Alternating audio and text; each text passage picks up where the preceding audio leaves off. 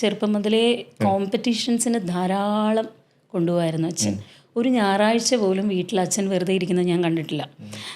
മിക്കവാറും Saturdays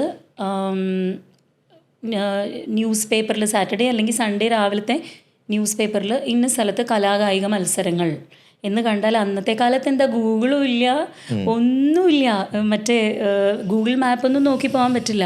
just ഇന്ന സ്കൂളിൽ ഇന്ന സ്ഥലത്ത്, ഇപ്പം എവിടെയാണ്, കിളിമാനൂരിലെ ഗവൺമെൻറ് സ്കൂളിൽ കലാകായിക മത്സരങ്ങൾ എന്ന് കണ്ടാൽ കിളിമാനൂരിൽ പോകും, സ്കൂട്ടറിൽ ഇരുത്തിയിട്ട് എന്നെയും കൊണ്ട് പോകും. കോമ്പറ്റീഷൻ ഇതുപോലെ വേറെ ഒരുപാട് കുട്ടികൾ വരും, രാവിലെ തൊട്ട് വൈകുന്നേരം വരെ അവിടെ ഇരിക്കും. കോമ്പറ്റീഷനൊക്കെ കഴിഞ്ഞ് ചിലപ്പോൾ പ്രൈസ് കിട്ടും, കിട്ടാതിരിക്കും. പക്ഷേ അതിൻ്റെയൊക്കെ ഒരു ഗുണം എന്തായിരുന്നു എന്ന് വെച്ചാൽ, ഒരുപാട് കോണ്ടാക്ട്സ് അവിടെ കോമ്പറ്റീഷന് വരുന്ന ആൾക്കാരുമായിട്ട് പരിചയപ്പെടാൻ പറ്റി. അതേ ഉള്ളൂ ഒരു നമുക്കൊരു മുന്നോട്ട് വരാനുള്ള ഒരു ഇതെന്ന് പറയുന്നത് അതേ ഉള്ളൂ. ഇപ്പോഴത്തെ പോലെ സോഷ്യൽ മീഡിയാസ് ഒന്നുമില്ല. കോമ്പറ്റീഷൻസിന് പോവുക, പ്രൈസ് കിട്ടുക, ചിലപ്പോൾ നല്ല കോമ്പറ്റീഷനൊക്കെ ആണെങ്കിൽ ന്യൂസ് പേപ്പറിൽ ഫോട്ടോ വരും, ഇതൊക്കെയായിരുന്നു. അപ്പോൾ അങ്ങനെ അതിനൊക്കെ പോയി ശീലമുള്ളത് കൊണ്ടാവാം കുറച്ച് നേരത്തെ തന്നെ സ്റ്റേജ് ഫിയറൊക്കെ മാറി കച്ചേരിയൊക്കെ ചെയ്യാൻ തുടങ്ങി. ഏകദേശം എനിക്ക് തോന്നുന്നു 8ാം ക്ലാസ്സിൽ വെച്ച് കച്ചേരി ഞാൻ ചെയ്യാൻ തുടങ്ങിയതാണ്.